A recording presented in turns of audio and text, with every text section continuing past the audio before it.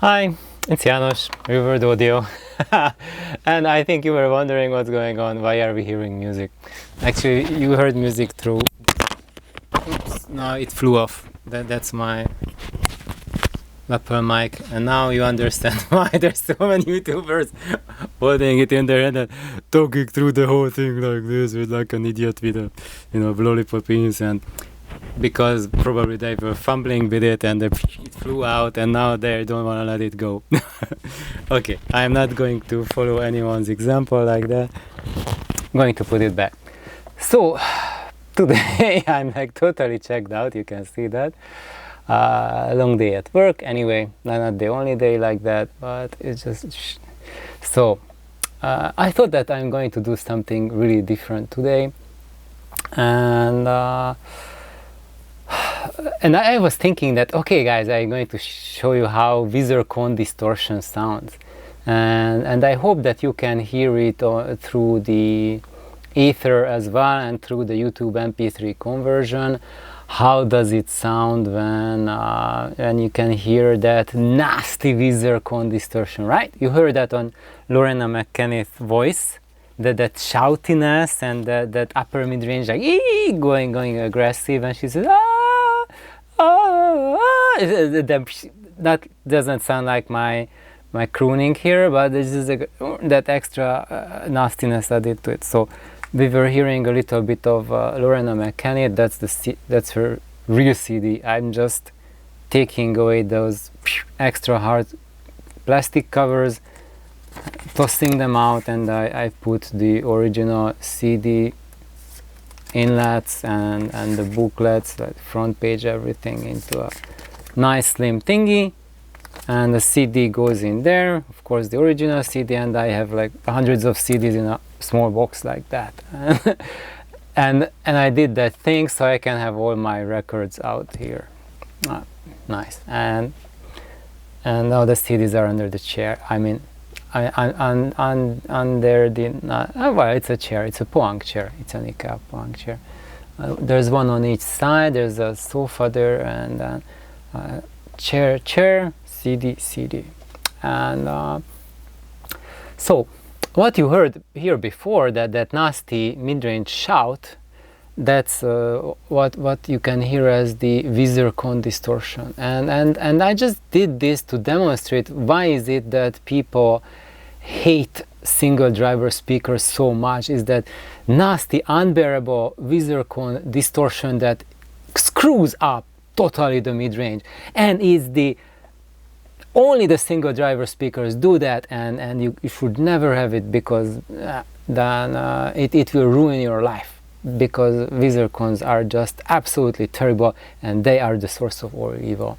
And of course now I might have exaggerated just a teensy bit there, but when you read people's comments and their word views on Wizzer cones, often this is what comes through. And I cannot say that I blame them, because a lot of time you can hear this upper mid-range problem, but now comes the enlightening moment. You did not hear a void pipe playing now, you didn't hear any Wizzer cones. You heard my two-way system playing that has, the only time it saw a Wizzer cone when I had the void pipe sitting next to my speaker. So now you heard the voice of Lancelot playing. Like, what the now everyone's eyes go pop open, like, what's happening? You got Wizzer cone distortion on your Altec drivers, what's happening there? Yeah, and guess what? The same thing that is happening with single driver speakers. When you hear the Wizzer cone distortion, the culprit, I would say in 99.9% of the cases, there might be an outlier case which I have yet to find, but in basically every single cases when I have met it, it was not the driver's fault, that mid-range shout. The fault was the driver of an impedance mismatch between your amplifier and the loudspeaker, and when they don't work together, you will get what is typical as a Wizzer cone shout. But it's not limited to single driver speakers, not just single driver speakers with Wizzer cones, but single driver without Wizzer cons, and you can also do it with multi-driver speakers, like in this case here. And with multi-drivers it's a little bit harder to do, but when you have a system that resolves like to infinity and beyond, then you can easily notice it when there is a problem with your output transformer matching your system. And now I'm just circling back to the compression drivers here. This is like what you heard now is my large format Altec 288-16H driver producing the sound, and before Lorena McKennitt raised her voice, everything was like really nice, really sweet, and when she raised it, it became nasty. And I would say though, if I had a couple of people here, maybe 8 of 10 would sounded great, but to my ears that was a little bit off the charts shouty to what I'm used to. And it made me think about several things. One thing was something completely different, but by the time I turned on the camera, this idea popped into my mind that, hey, I just demonstrate WizzerCon distortion without WizzerCon, and also I will enlighten the cause why it is a problem, and then people try to fix their WizzerCon distortion. The solution is not to get a different driver, but the problem is with the amplifier. And of course, the solution, I cannot say a really fast solution, because the solution is you need a really good amplifier. That's the solution. But for most people, that's like a wrong road, and that's what people want to do. Maybe that's not what they imagine, but what 99.9% of the audiophiles end up doing is they, instead of getting the amp sorted out first, they want to have like the speaker. Everyone just focuses on the speakers. I understand it's much easier to build a loudspeaker, a good loudspeaker, than to build a good amp. Night and day difference in the difficulty level. Especially if like you want to have something like a single driver speaker that plays at the capacity of single driver speakers. So when you look at any kind of loudspeaker topologies like two-way, three-way, magnepans, whatnots, there's always a scale with the technology. You can have a unit that you buy or you build that produces, that performs at the very bottom of the rung. This is like so bad, you just want to, you know, if you bought it, return it right away and get some extra money as compensation for the pain you suffered on top of the full return. Or if you built it, you just, I don't know, maybe want to use that project for a really good and hot bonfire. In which, if you built it like using like a lot of dampening inside and MDF, that doesn't make a good bonfire. You will get like smoke poisoning after that. Just don't do that. You can literally poison yourself like that. However, if you built your speakers with like really nice solid wood, then that wood will burn really well, will smell great, but probably you won't set that on fire because it's not going to be so bad, provided your amplification is on point. However, people go, ass backwards about speaker driver, and not just driver, speaker building projects. They want to build like the speaker in the best version possible. So let's now just choose single driver, something like a Tank Bang or Cube Audio or Sonido or something. You just pick whatever you want, whatever you would like to try out, whatever is in your budget and whatever you think will work for you, and you build the best possible cabinet. You ask me about like 10 million advices, and I give you everything how you can build it the best way, and then you turn it on and probably two responses. One of them is that something is missing. I need to dampen the heck out of these speakers. These suck, János. Yeah, there I hear the potential in there, and just I can hear it, but it's just escaping me, and I'm almost there, but it's fuck it, it just doesn't work. I cannot make it work. It's tragedy. And after a while, you just get so frustrated with it because you feel the potential. You are hearing things you never heard before with other speaker designs, but there are some things that just like know at you, at your conscious and subconscious, and that something's doing. And then you start changing your loudspeakers, you start dampening it, you start adding things, you're making more rigid braces inside, whatnot, and then it will sound better. But that kind of, like, I would say, that level of divinity that you had a glimpse in your speakers, in the sound, that's gone.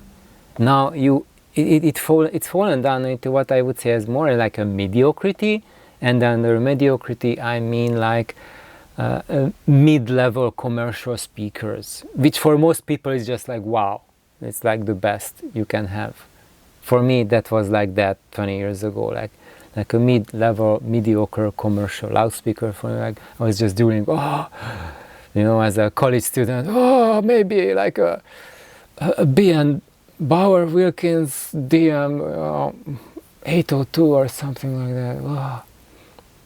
One day, or Nautilus. Oh my God! And I got really quickly disillusioned out of that. And it's like, oh my God. About 15 years ago, I visited an audio store in San Francisco. And I was just walking around. We went there with Nelly when we were at one of our conferences, and in molecular biology, and we just, there's this audio store. I forgot which was that. I was there once in my life, that's it. And they had all sorts of gear. What was that? I think there was a Rota system with a Bauer Wilkins speaker playing, and we were listening to that. And I was just telling Nelly that, this was like one of the first systems I heard in my life, and at that time I was like drooling over it. Oh my God, will I ever have something like this? And then actually, before I ever heard that system, I read about it in Hi-Fi magazine and everything, and this must be so good. I heard the Bauer Wilkins, the 300 series, the baby one with the paper cone drivers, and actually that sounds really decent with a bottom level NAD amplifier. And actually that just blew my mind. That was my very first audiophile experience. So compared to just a plain stereo system, that had, where did the focus go? You see, guys, that's why I have to watch the screen and not just look into the camera, because if I look into the camera, then people just type to me, oh great. If I don't look in the camera, this guy, he's not sincere, he's not looking at the camera, boo. Now I'm looking at the camera and telling it to the camera that I don't do this for several reasons. One, I have lights so that you can see me, and that means that when I look into the lens, I also look into the lights. Now today at work I spent like 12 hours looking at my screen, at my computer monitor, and my eyes are totally toast. I cannot look into direct light, not for a second. And the other reason is if I look at a blank point in the camera, at the center of the lens of the camera, I do not see on my computer screen, which I am watching right now, whether the sound is recording. I can see there that the level is not clipping the microphone, that the microphone is picking up something, so the battery is not dead or dying. And I see that the recording is on, and the count is counting, the seconds and minutes are counting. And for the simple reasons that when I was blindly idolizing the camera and just making eye contact with the non-existent person looking at me. You are not looking at me, you are looking at the video I make. And I spent like made a video which was like over an hour long. And after I finished, I realized that after 5 minutes, it stopped recording for some software issues. Something came up on the computer, some update or whatever, and it just stopped OBS Studio recording. And I had this issue like 3 times. My 3 longest ever videos were all scrapped because of that. And after that, you know what, guys, that's it. My priority is to bring you my videos, and sometimes it's nonsense like this, but it just makes a good story. Anyway, where was I? Oh, the B&W speakers and NAD, introductory level audio. So actually, I think this is a strategy from every audio maker that, audiophile companies, that the really introductory level stuff is reasonably musical sounding, because they want people to get into audio, to audiophilia or high-end audio, or how you call it.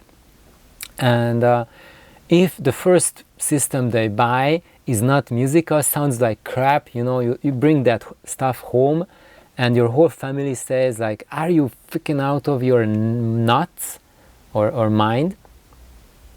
What are you bringing home? This is unlistenable trash. Get rid of it. That's it. That's the end of your audiophile career. So that's why companies like big companies like Rotel or B&W, their really introductory line, it's pretty decent compared to like something like a $10 boombox or something you find at really cheap stuff. Compared to that, it elevates the ability to enjoy music, and that was really stunning for me. With that little B&W system, with the NAD amp, it really, I could hear really limits at both the top end extension and bottom extension, but I didn't miss it. I could just enjoy the music. There was imaging, there was musicality, there was flow to the music. There wasn't too much details, but what detail was there was coherent, and it kind of fit together, and it was just, wow, this is beautiful. So that's what really got me seriously into audio, because I realized that even at really bottom prices, you can have enjoyable sound. And then I expected as you go higher, you pay like 10 times as much, you get 10 times better enjoyment and experience. And when I heard that Rotel and big BMW speakers, and not just that, but other bigger BMWs, I was thoroughly disappointed, because their ability to play music and to connect the music with me was just gone.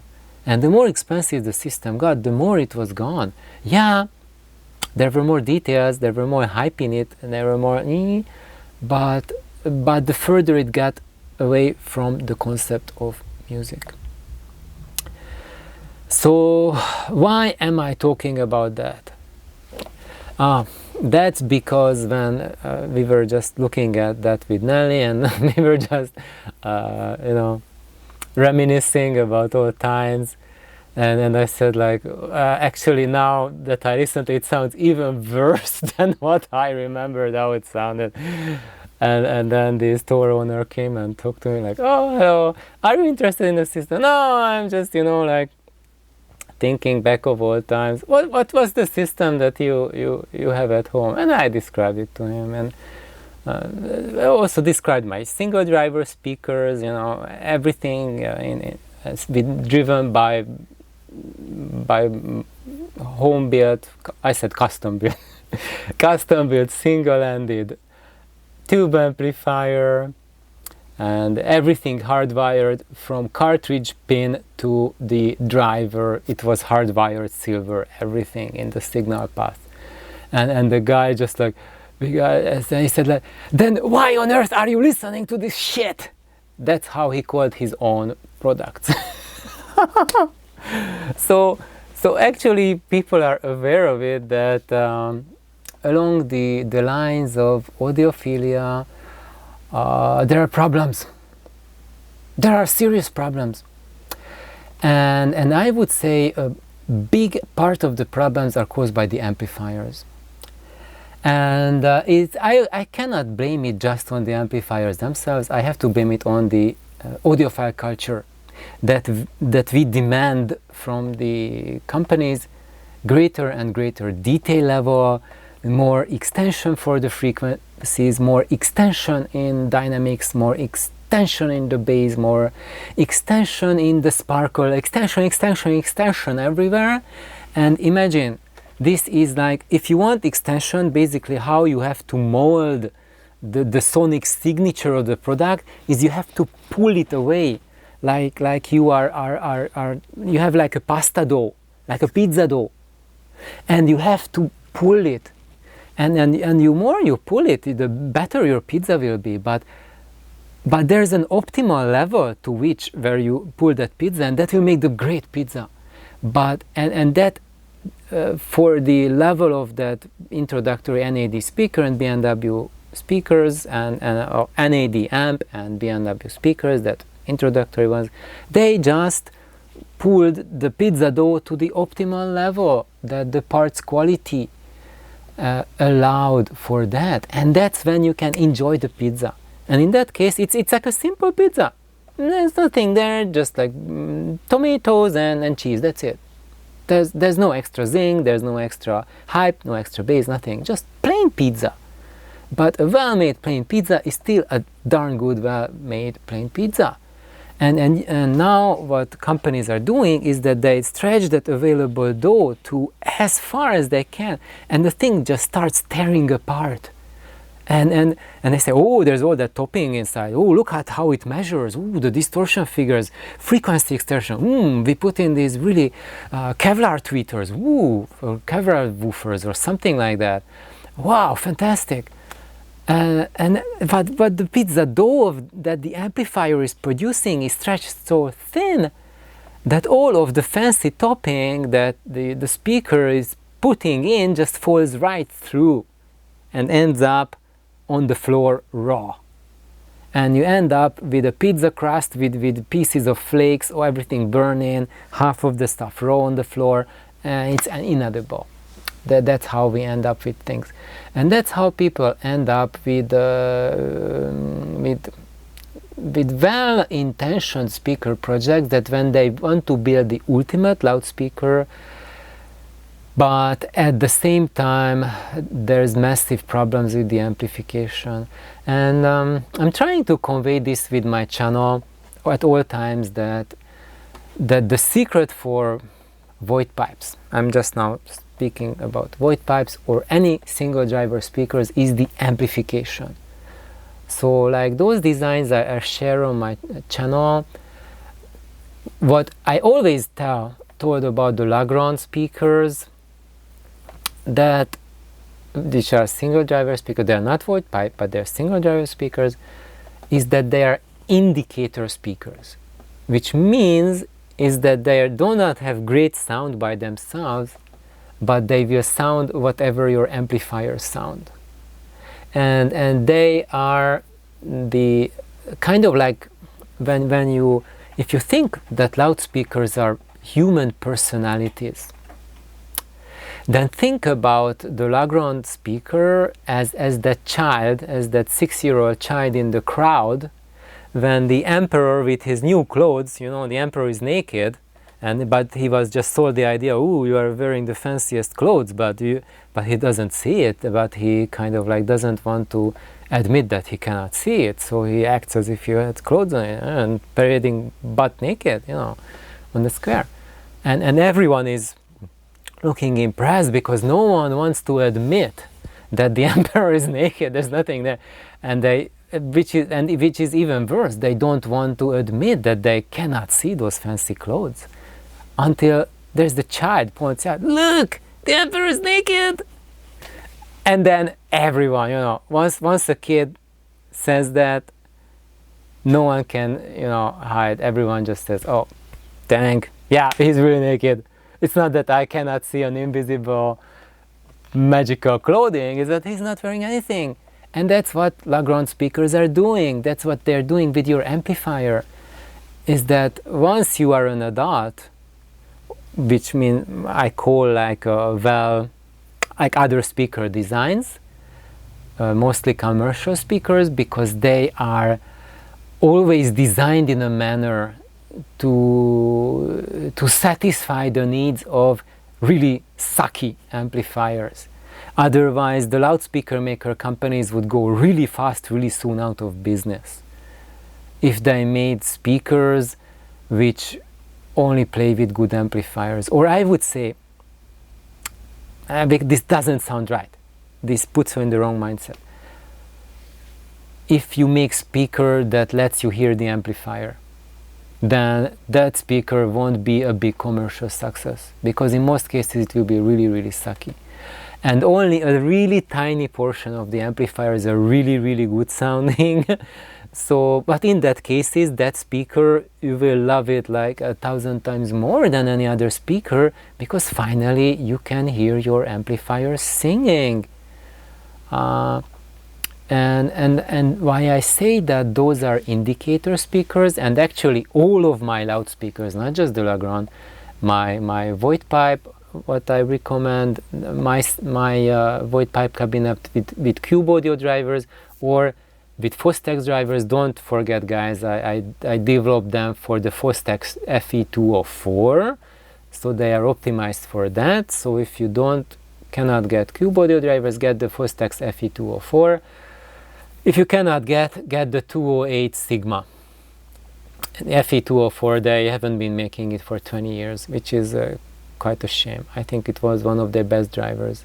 And now they're making the new ones, are not as balanced sounding, not as nice tonality, but it will be still good. Really, really good. So I think you won't be missing much with it. It will sound quite fantastic.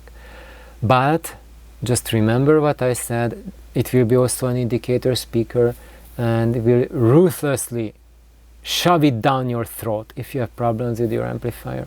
Which means if you have a solid state amplifier, you have virtually zero chance that it will work. And there are some manufacturers that have solid state amps that can work with them. Very, very few.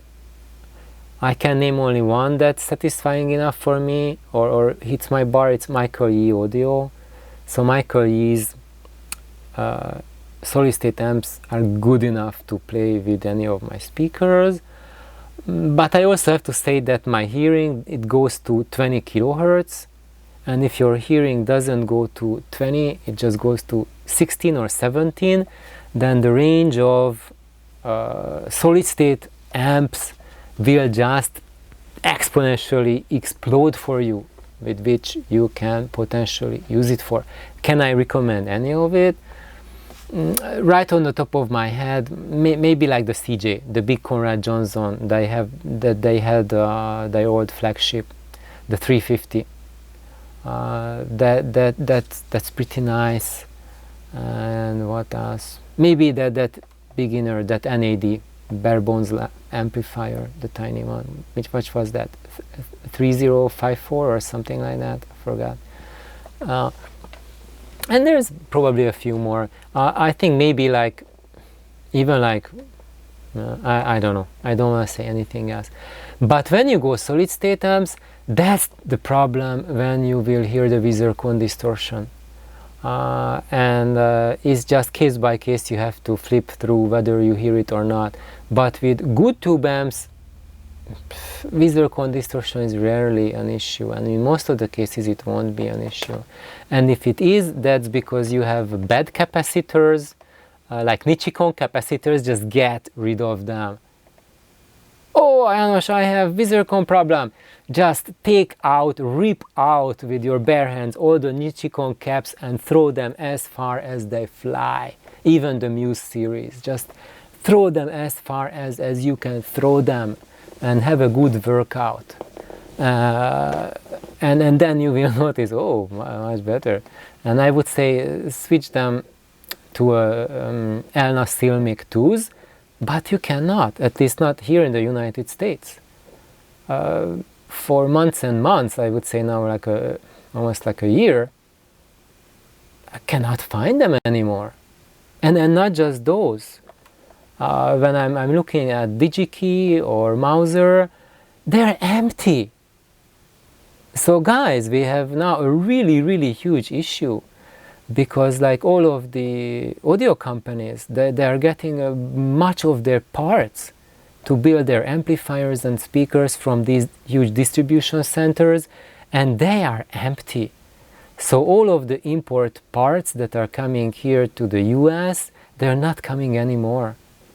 And when I'm looking for inductors, and they say like we have like 20,000 in inventory, how many in stock? 0. I mean 20,000 kinds.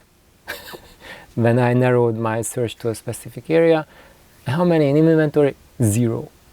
It's just like 0. And it's just, everything is just, especially this month, everything disappeared. So I don't even know if I want to recommend to anyone any kind of DIY amplifier project or crossover building project, because it's almost guaranteed that you cannot get parts. I cannot get parts. I cannot find any. Maybe in Europe you're in a better position. Maybe the trade wars affect you less than it affects the United States, but for us, it's like, that's it. So as for myself, what I can do, just play around with the parts I have. and then do and build stuff that I already had parts for, which I don't mind, because I have enough parts to last me like 10 years to have fun with. But it's just astonishing that like all of these things that would be like really like tweaking your things, like they're just gone. Nothing. You cannot buy anything Mundorf here. What's that? Everything. The stocks are just going. So it's very curious. So I think this is going to impact audio a lot. We can expect that the quality of audio amplifiers and speakers, the sound quality, will continue decreasing as manufacturers have to deal with these severe parts availability shortages. And maybe if a company is fortunate enough that they have like a direct connection to a distributor and they can get the parts. I just listened to one of John DeVore's videos that where he was sharing that he was looking at, I think it was a WIFA tweeter. He cannot get it anymore, and luckily WIFA reached out to him in person. Okay, we can manufacture a bunch for you, how many you want. And but that's lucky. But like John DeVore is facing with that issue now as well. So I think it's something that is happening. If you know more about it, then please comment. I'm really curious. Is it just my imagination running wild? Am I just seeing ghosts, that when I try to buy something from DigiKey or Mouser or Parts Connection, I have to find like search for hours just to find a bloody part? It's just like, and it's getting worse and worse by every week that I try to search for something. It's not just like, that's it. So last time, like a couple of weeks ago, I did like a Tuckman resistor order from Parts Connection. Not that I need them, I don't need them yet, but they were just, the stocks going out, and when, geez, that order hasn't even come in yet. It should have arrived already like a week ago. Oh my goodness, I have to follow up on that. So, and then when I put on the order, they said, oh, we run out of this and that. What do you want instead? Just whatever, just update the order and ship it out. They still haven't shipped it out. Okay, I really hope they will. Anyway, so back to where I was going from, amplifier matching. So what I can say at this point, that just don't give up, and if you hear like Wizzer distortion and it's a problem, then just know that that problem is not we attribute it to the Wizzer, and if there's a problem, yes, the Wizzer will make it worse.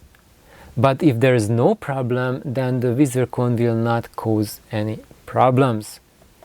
And actually, the best and the worst single driver speaker implementations I heard were both Wizzer implementations, because when you put it, mate a single driver speaker with a Wizzer with a bad amplifier, it can be unlistenably really bad.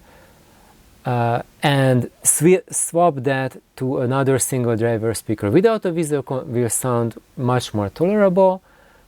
But then have a great amplifier and have a single driver speaker with Wizzer, it will play absolutely fabulous. Swap it with another single driver speaker without Wizzer, it won't be as good. So the Wizzer will amplify the emperor's nakedness revelation factor. So think about that.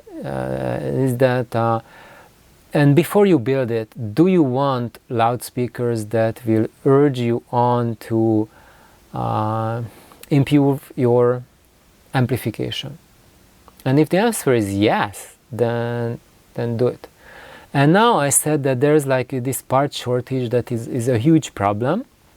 But if you want to go around it and you still want a good tube amplifier or modifier tube amplifier to not exacerbate that Wizzer type distortion, then do these things. Number one, rip out any and all Nichicon capacitors from your chain in everything. If you can, amplifier absolute minimum. If you have a preamp, there as well. If you can, CD player, get rid of Nichicons, put in something better. You can put in, like, now we cannot get Elna Steel Mix, put in Panasonic or Kemet or anything but Nichicon, and your ears will thank you and your speakers will thank you. Number two, be very cognizant about the output transformer. Avoid these cheap Chinese transformers. And they are really tempting because their prices are insanely low. You can get like amorphous core transformers, which were like British amorphous cores. They were old transformers taken apart and redesigned in China. So they rewound the cores in China and put the cores around them.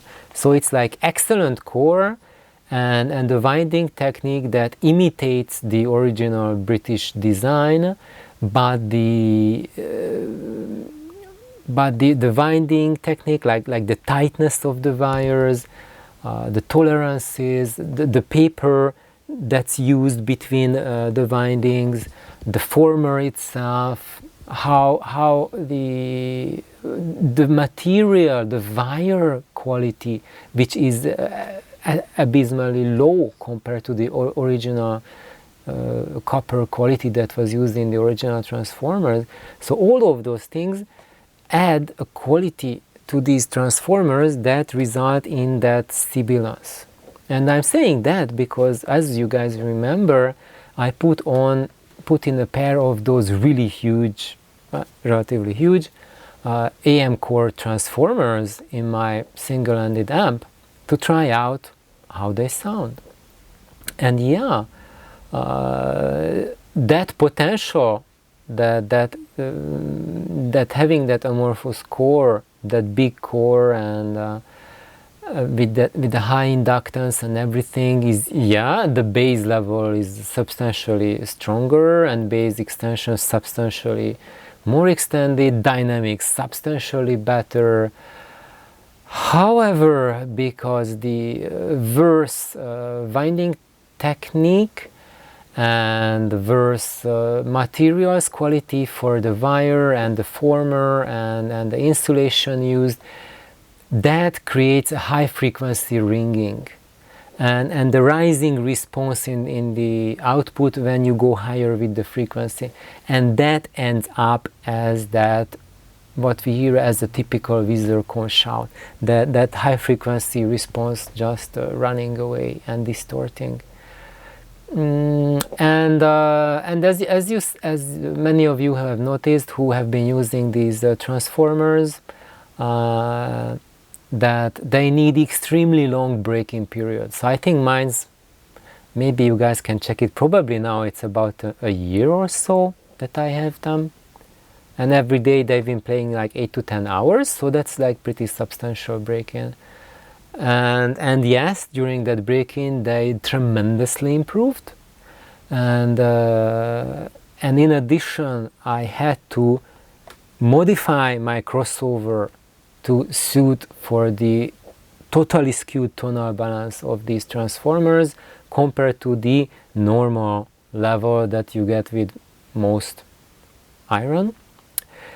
But when you go like amorphous cores or like these really exotic things, then you can get this extra lift off in the high frequencies, which can react with your speakers, whether single driver Wizzer cone or multi-driver or compression driver. Compression driver speakers are also just as sensitive as the Wizzer cones are. Why? Because both the Wizzer cones and the compression drivers are really high sensitivity, high efficiency devices, and that's why if there's any distortion in the high frequency of the sound, they will ruthlessly shove it down your ear canals. And sadly these transformers, they have a problem with that. And I say sadly because like the price is just so cheap, and I'm sure that actually I think they've done a terrific job for that asking price. It's just insane. Those guys are probably still working like next to earning nothing. The price that these are selling for, it's not even the price of the materials itself. It's a fraction of the materials. And I think if you want to see some fantasy in these very cheap Chinese amorphous core transformers, buy them for the core, and then take them apart, find your own transformer, and put it in that top-notch amorphous British core. And I think that's probably the solution for these transformers, and that's how you can get the cheapest transformer laminations. That's it. What I noticed is that after a year they broke in really well. So for most of my digital recordings, when I listen to it, they are really good, and it's very rare that I hear that shout, that Wizzer cone shout. So now I listen to Lorena McKennitt and her CD To Drive the Cold Winter Away. I think this is like one of the audiophile music staples. So like back in those days, like 20 years ago, this was one of the standards we always listened to. Like whenever we had like an audio party, boom, this CD was played every time. I don't remember a single time it wasn't played. But it's cooked, and that's why on a general commercial system it will sound wow, really high, because like ooh, you have like extra space, extra dynamics, extra carrying of the voice.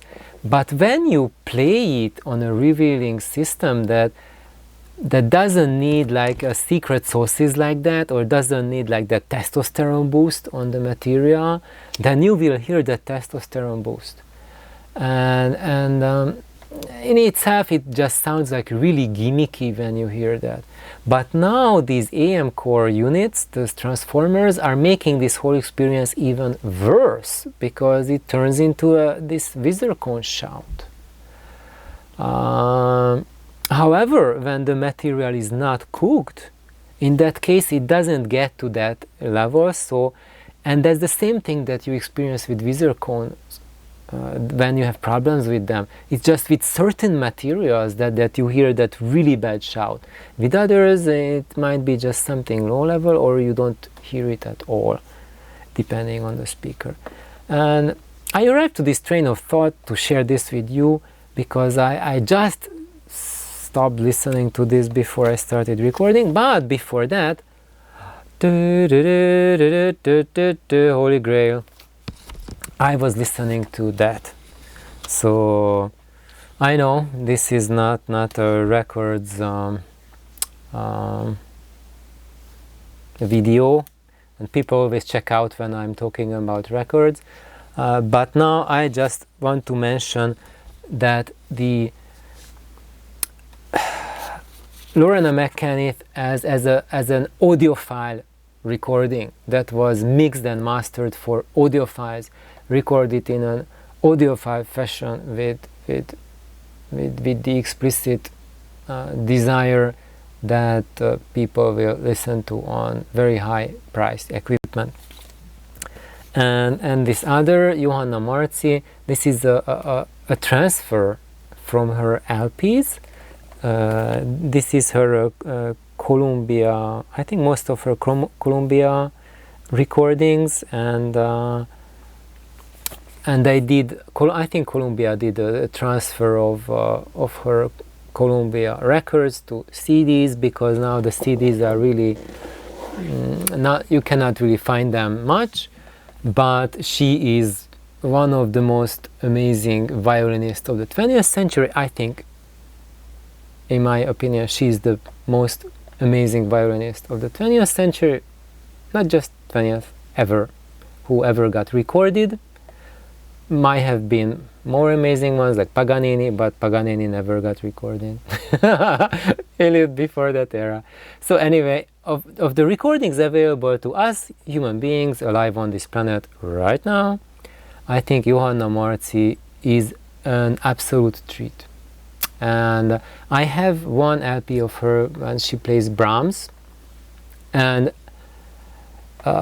they always ask people, like, what would be like those, if you could grab 3 records and have it for the rest of your life, nothing else, which would be those 3 records? Well, that Johanna Martzy record would be one of the 3. I think of it so highly, and that's why I was just on my computer and found, wow, they have this box set. So I just did a quick search, is it any good? And people were saying that they did like a noise removal processing, but the digital master is such that it doesn't have like a hard digital edgy sound. People, just audiophiles, commented that it's not as detailed as the records, as the LPs, but it's listenable. So I bought it. It was like $25, and I used the Buy Me a Coffee support for that. So thank you guys. So this is thanks to you that I can just listen to these, and I don't do this just for my own entertainment. I did it so I can give feedback to you about it. And yes, I wholeheartedly can say that this is one of the CDs inside. Now I don't want to make this like a box opening session, but I'm going to make a separate episode on this box set. But why I'm talking about is that I'm contrasting this to the Lorena McKennitt CD. And even with these bust Chinese output transformers, which are doing this ringing, in the high frequency ringing, these CDs are completely listenable. And I would say it's a beautiful listening experience. But whatever processing they did with Lorena McKennitt, that trips them over and makes them run into distortion to have that Wizzer cone distortion, which I don't hear with Johanna Martzy's violin records. But as you all know, the violin is such an instrument that really can,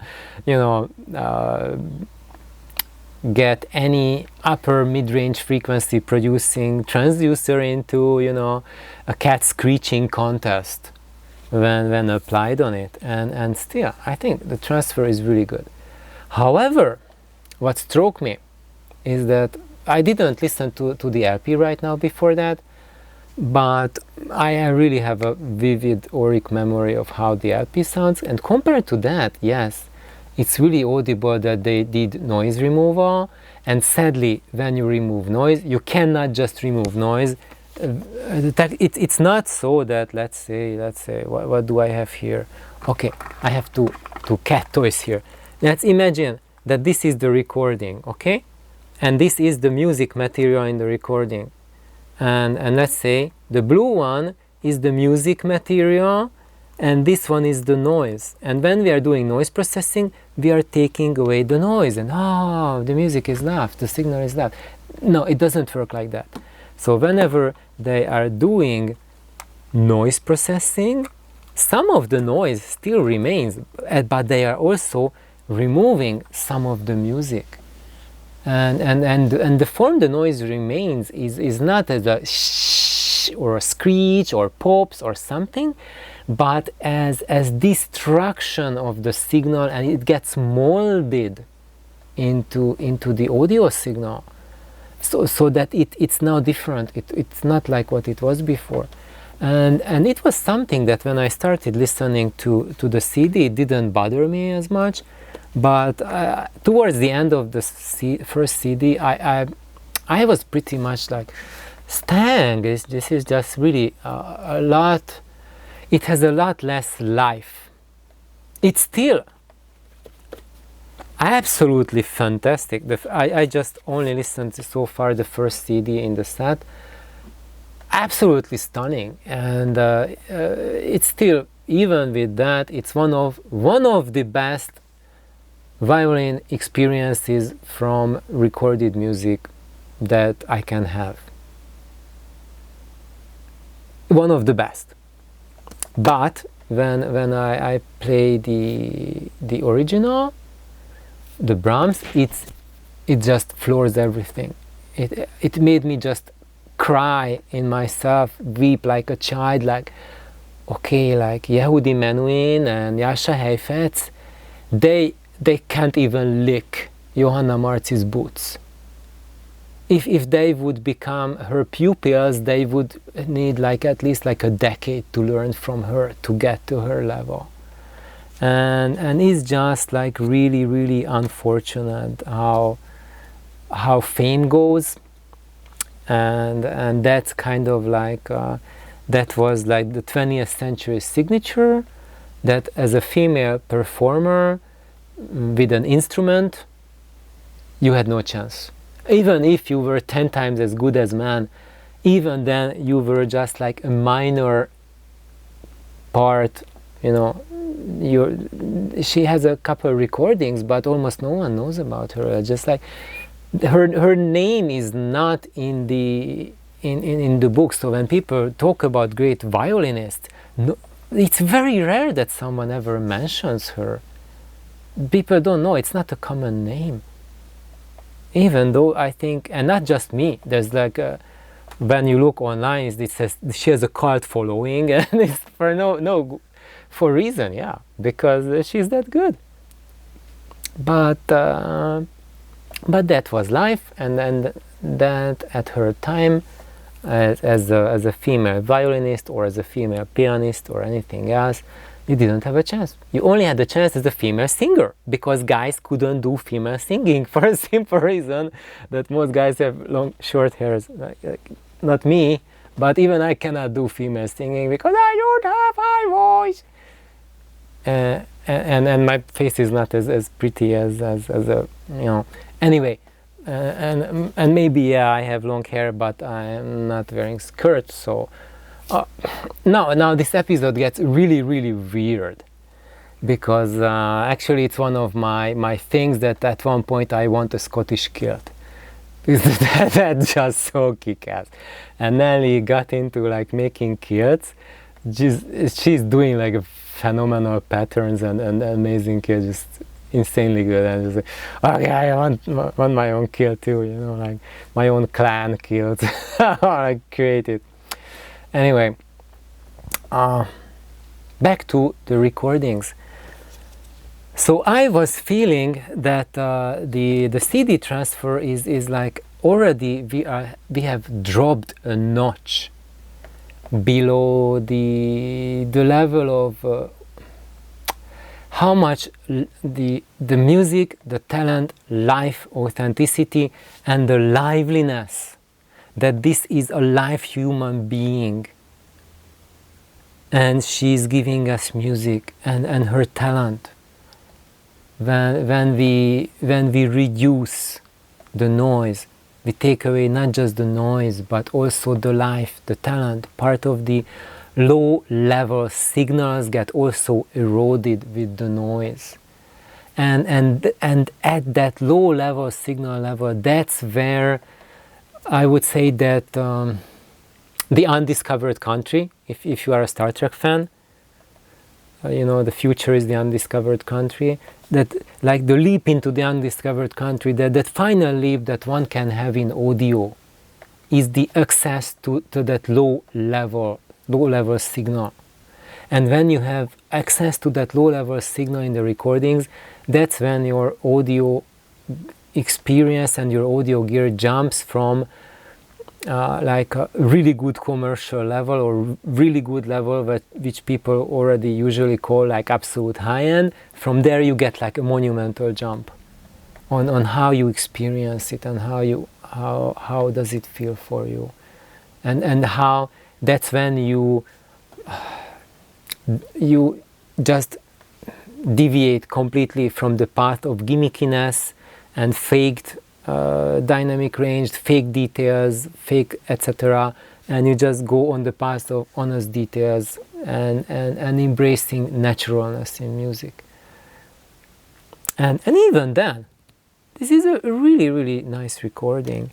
And when I went to the Lorena Mechanic, that was like a monumental jump down from the level of these castrated CDs of enjoyment. But still, if I'm thinking back about my audio geek self experiences, if I only just hear that, yeah, now right now we heard that Wizzer shot, but if I put back my AdCore output transformers, then we have the same experience without that Wizzer shot, and it's just wow, you would say this is absolutely fantastic.